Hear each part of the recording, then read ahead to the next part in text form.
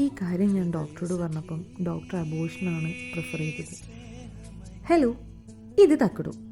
തക്കടു നമ്മൾ വീട്ടുകാരൊന്നും അറിയാതെ ഒരു ദിവസം വഴിയിൽ കണ്ട ഒരു ഡോഗിൻ്റെ കൂടെ ഒളിച്ചോടിപ്പോയി.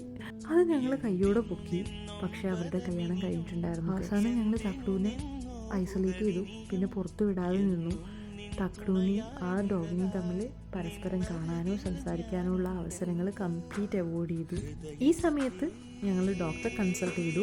അപ്പോഴാണ് ഡോക്ടർ കൺഫേം ചെയ്യുന്നത് തക്കടു പ്രഗ്നൻ്റ് ആണ് എന്ന്. ഇതറിഞ്ഞ് ഞങ്ങൾ ആകെ ടെൻസ്ഡായിട്ടോ, കാരണം ഒരു സ്ട്രീറ്റ് ഡോഗാണ്. അതുമാത്രമല്ല, തക്കടൂരെ മുന്നേ നമ്മൾ കൺസൾട്ട് ചെയ്തിട്ടുണ്ടായിരുന്ന ഡോക്ടർ പറഞ്ഞിട്ടുണ്ടായിരുന്നു ഒരു 4 വയസ്സൊക്കെ ആവാതെ പ്രഗ്നൻസിയെ പറ്റി ചിന്തിക്കാൻ.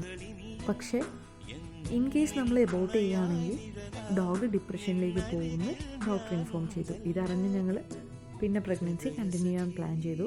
പക്ഷേ തക്കടു ആക്ച്വലി പ്രഗ്നൻസി പീരീഡിലും ഈ ഒരു ഡോഗിനെ മിസ് ചെയ്യുന്നുണ്ടായിരുന്നു. അത് പക്ഷേ നമ്മൾ അത്ര കാര്യമാക്കി എടുത്തില്ല.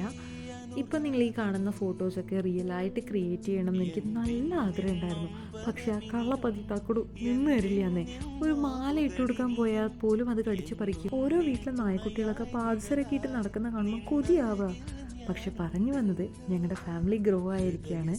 തക്കടുവിന് 4 കുഞ്ഞു മക്കൾ ജനിച്ചിരിക്കുകയാണ് കേട്ടോ. അപ്പോൾ അത്രയേ ഉള്ളൂ. Thank you so much for watching. By.